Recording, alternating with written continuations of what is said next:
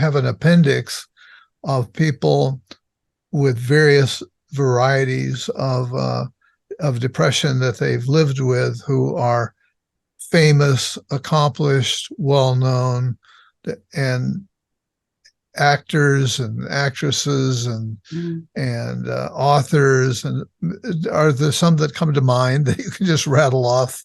Sure. Well, President Abraham Lincoln would often talk about his melancholy and depression, and that it provided him with an empathy that enabled him to really understand what was going on in our history and make it so that everyone could live a life of quality. And there are many people who think that without that, he might not have been the type of president and the man who wrote the Emancipation Proclamation and really helped end slavery. There are, and this is not something that I borrow from Dr. Kay Redfield Jamison. She wrote a great book, Touched by Fire, which talks about all the brilliant poets, artists that struggle with bipolar disorder. So I borrowed this from her. She started this decades ago. Yeah. But I wanted to focus on, someone like Serena Williams, who's one of the greatest tennis players, and she struggled with depression. And she talks openly about it, and she's a champion. So it gives us hope to be able to say, well, if she can kind of move through things, that gives me inspiration. Yeah.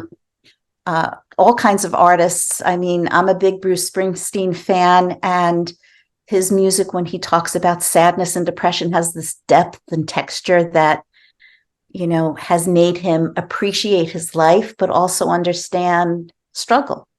Yeah. So there are politicians and so many people who, when they talk openly about their struggle with depression, they say it's okay. They help destigmatize it. They help make the ordinary person say, well, if they can get through it, maybe I can. So that's why I wanted to have that and include all kinds of characters and high-profile people, a lot of sports people, and that leaders who lead countries, who sometimes, if you're emotional, you can't lead a country. Winston Churchill did a pretty good job. Yeah.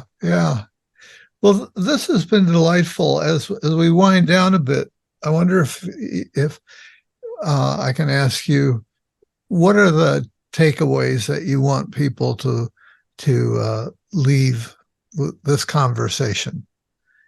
That there's no shame living with a mental illness, that if you're struggling with one, try not to compare yours to somebody else's.